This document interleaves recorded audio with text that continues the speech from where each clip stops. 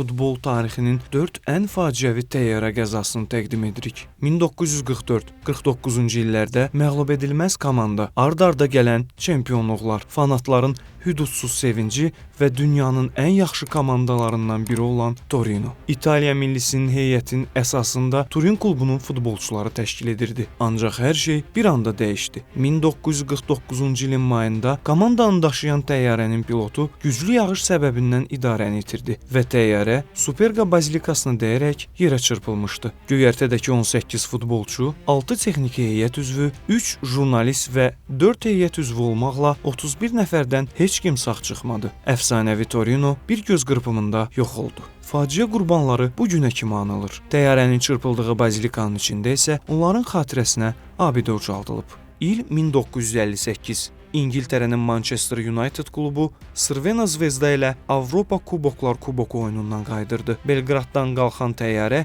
yanacaq doldurmaq üçün Münxenə enir. Güclü qar səbəbilə təyyarə ilk 2 cəhddən havaya qalxa bilmir. 3-cü cəhdə isə lazımi sürəti yığa bilmədiyindən baryerlərə çırpılır. Ağır qəza 23 nəfərin həyatına son qoyur. Ağır yaralanan baş məşqçi Matt Busby'ni qapıçı Harry Gregg xilas edə bilmişdi. Həmin il komanda oyunlara əvəzedici heyətlə çıxır və çempionatı 9-cu pillədə başa vurur. Maraqlıdır ki, Busby baş məşqçi olaraq qəzadan 10 il sonra Manchester United-a Çempionlar Kubokunu qazandırır və bu uğuru Münxen faciəsində həlak olanların xatirəsinə həsr edir. Futbol tarixinin ən ağır təyyarə qəzalarından birini Özbəkistanın Paxtakor komandası yaşayıb. Dinamo ilə qarşılaşmaq üçün Minskə yola düşən komandanın təyyarəsi havada başqa bir təyyarə ilə toqquşub. Qəzada hər iki təyyarədə olan 178 nəfərin hamısı həlak olub. Faciədən sonra SSR Futbol Federasiyası göstərəcəyi nəticədən asılı olmayaraq Paxtakor klubunun 3 mövsüm güclülər dəstəsində qalacağına qərar vermişdi.